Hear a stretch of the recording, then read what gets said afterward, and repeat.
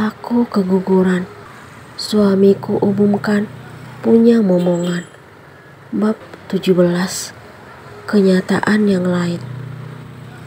Ternyata orang yang aku cintai di masa lalu kini kembali hadir, mengisi hati yang sedang dalam kesendirian. Dia mampu membangkitkan jiwa yang hampir rapuh karena telah mendapatkan ketidakadilan. Hanya dirinya yang dapat membuatku tertawa saat Mas Arif melakukan kekasaran beberapa minggu yang lalu. Laki-laki masa kecil yang dulu selalu membuatku tersenyum, kini ada dalam pikiran. Aku berharap setelah proses perceraian dengan Mas Arif selesai, aku akan mencari kebahagiaan bersama pria idaman dari desa nenek tersebut. Hari ini, aku menyempatkan waktu untuk berkunjung ke rumah Kak Radit dan Kak Ayu. Kebetulan sang kakak ipar tidak sedang banyak pasien. Tadi dia mengirim pesan kalau dirinya telah memasak makanan kesukaanku. Dia membuka praktik di rumah sendiri. Dia lulusan akademi kebidanan dari kota lain. Pertemuannya dengan Kak Radit saat menjalankan magang di rumah sakit. Kakakku tersebut berprofesi sebagai dokter. Aku merasa malu karena tidak menyelesaikan kuliah atas permintaan Mas Arif kala itu. Aku berusaha menjadi istri yang berbakti dan menghormati suami. Gak apa-apa ya sayang, kuliahnya dipending dulu. Kamu fokus aja untuk suami dan niat memiliki momongan. Jangan terlalu capek dan banyak mikir supaya kita secepatnya punya anak. Kata-kata itu yang Mas Arif lontarkan kala itu. Iya Mas, aku ngikut aja. Yang penting terbaik untuk rumah tangga kita. Aku menuruti permintaannya. Terima kasih ya sayang. Kamu bisa memahami apa maksud dan tujuanku. Iya Mas. Ketika itu, aku berpikir ingin melakukan yang terbaik untuk Mas Arif. Aku berharap agar dia tetap menganggapku sebagai istri yang dapat memenuhi keinginan suami. Walaupun sebenarnya hati ini sangat berat meninggalkan bangku kuliah. Akan tetapi, ilmu dapat dikejar kapan saja bila kita mampu melakukannya. Sekarang, aku ingin kembali meraih impian dan cita-cita yang sangat kudambakan sejak dulu. Aku ingin menjadi tenaga pengajar pelajaran matematika. Ternyata cita-citaku dan Chandra sama, ingin menjadi seorang pendidik. Namun, dulu dia tidak pernah mengatakan apa yang dia impikan. Padahal aku sudah jujur menceritakan kepadanya kalau aku ingin menjadi seorang guru. Walaupun dia selalu berhasil membuatku tertawa dan merasa bahagia, tetapi menurutku dia laki-laki tertutup. Terbukti setelah status wanita yang dicintainya menjadi istri laki-laki lain, baru dia berani menyatakan perasaannya. Cita-cita kamu apa, Al? Tanya Chandra kala itu. Aku pengen jadi guru, jawabku dengan semangat. Kamu cita-citanya apa, Andra? Aku balik bertanya. Ada deh, yang pasti ingin tetap kembali ke desa ini dan bekerja di sini. Curang pakai rahasia segala. Aku memajukan bibir karena merasa kesal mendengar jawabannya. Kok kamu bilangnya curang sih? Kalau bukan curang, namanya apa dong? Aku hanya ingin kasih kejutan ke kamu. Apaan sih? Kamu ada-ada aja. Saat itu, aku merasa bangga karena laki-laki yang sangat dekat denganku ingin memberikan kejutan. Sangat benar kalau impian Chandra merupakan kejutan untukku. Karena ternyata kami memiliki cita-cita dan harapan yang sama. Dia mampu memberikan sesuatu yang tidak pernah terpikirkan sama sekali. Jika mengingat semua tentang dia, rasa sakit seketika hilang. Dengan sendirinya, aku hampir lupa kalau kenyataan pahit baru terjadi, di mana Mas Arif lebih memilih Alexa. Kebersamaan yang telah lama terbina tidak berarti apa-apa untuknya. Aku ikhlas, tetapi masih terasa sakit menghujam jantung ini. Akhirnya, perjalananku berakhir di rumah Kak Radit. Aku segera memarkirkan mobil, lalu turun. Kemudian menghampiri Kak Ayu yang telah menunggu di depan teras. "Hai Kak," sapaku. Lalu kami berpelukan. "Yuk, kita langsung ke dalam aja," ajak Kak Ayu, lalu melepas pelukan. Kami beranjak meninggalkan teras, lalu memasuki istana cinta milik Kak Radit dan Kak Ayu. Kami langsung menuju ruang makan, karena ternyata Kak Ayu telah menyiapkan semuanya. Kami duduk berhadapan. Kak Ayu mengisi mangkuk yang sudah tersedia. Aku sangat bangga dan bersyukur memiliki kakak ipar yang baik dan perhatian seperti wanita itu.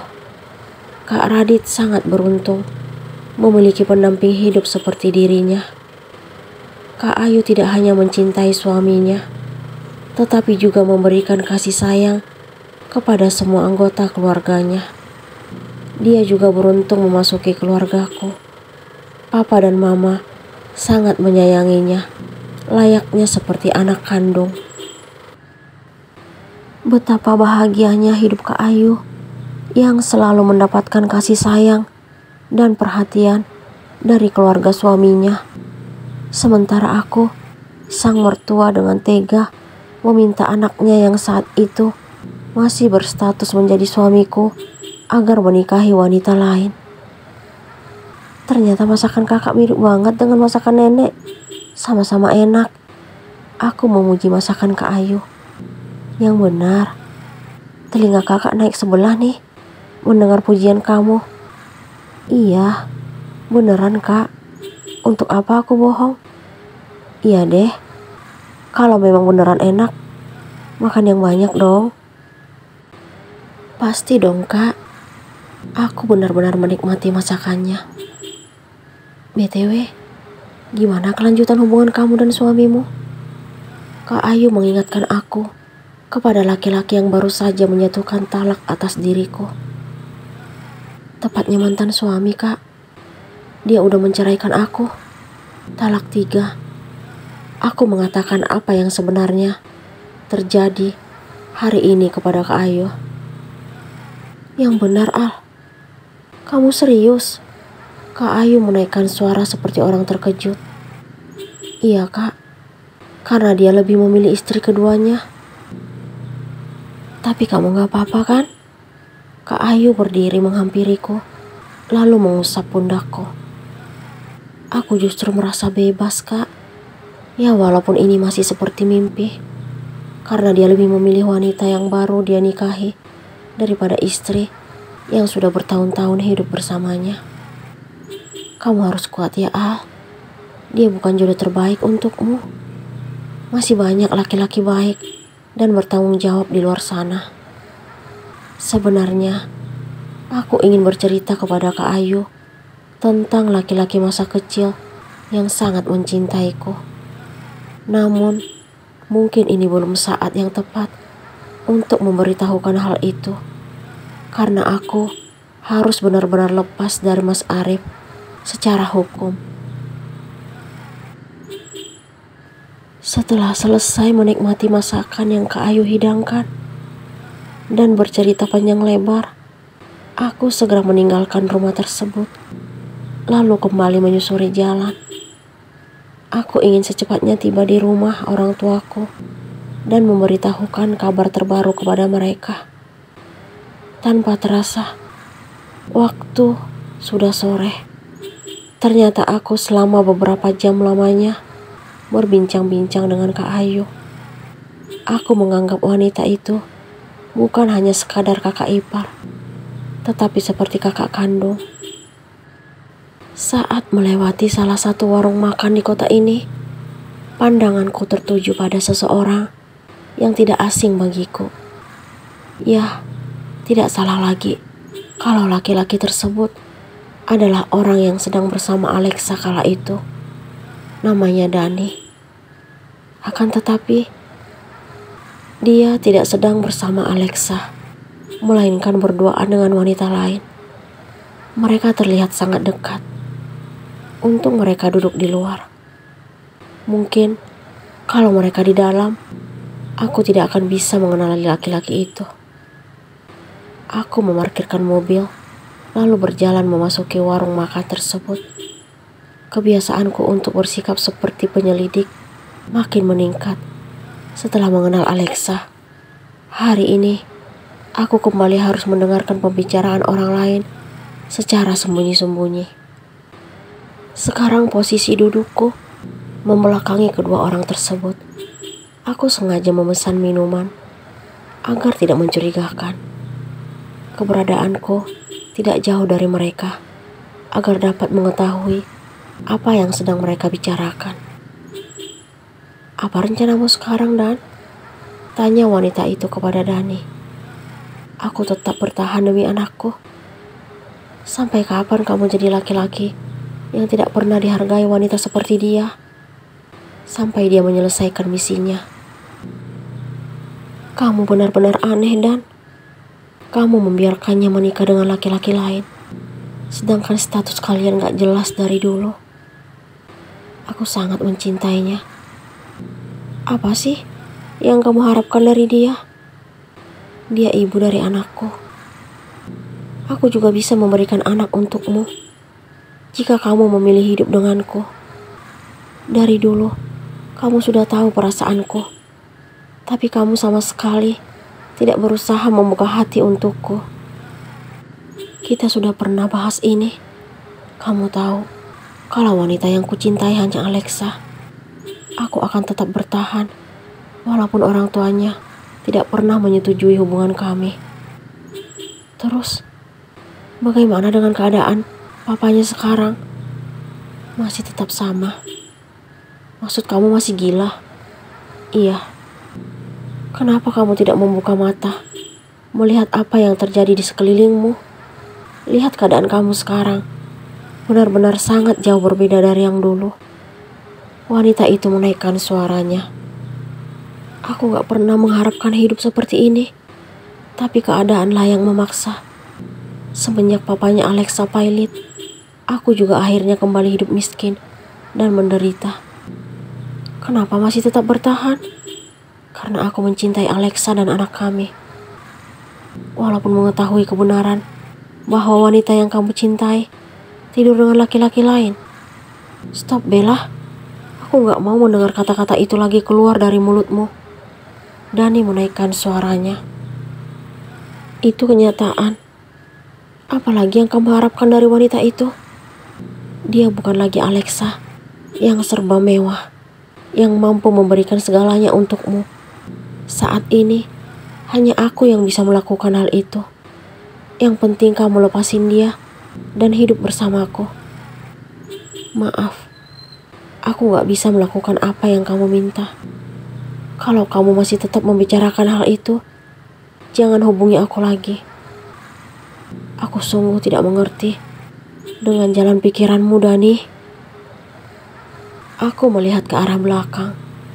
Ternyata wanita yang bernama Bella tersebut akhirnya meninggalkan Dani. Aku makin bingung dengan apa yang mereka bicarakan. Dari perbincangan kedua orang itu, aku dapat menyimpulkan bahwa sepertinya Dani sangat mencintai Alexa. Betapa bahagianya wanita seperti dia, dicintai dua orang laki-laki secara bersamaan. Dia berhasil membuat dirinya menjadi pilihan dibandingkan perempuan lain, termasuk aku. Buktinya tadi, Dani tetap memilih Alexa di depan Bella. Akan tetapi, aku harus buang rasa itu. Karena kenyataannya wanita itu telah merusak rumah tangga orang lain. Dia tidak lebih dari benalu yang menempel pada sesuatu yang sudah tercipta indah dan akhirnya berubah menjadi layu dan bahkan busuk. Hati ini kembali sedih mengingat hal itu. Saat seperti ini, aku ingin mendengar suara seseorang. Aku segera mengeluarkan ponsel dari dalam tas. Ternyata ada panggilan tidak terjawab dari Chandra. Aku segera menekan simbol telepon berwarna hijau karena ingin berbicara dengannya untuk memberitahukan hubunganku dengan Mas Arif. Assalamualaikum Al.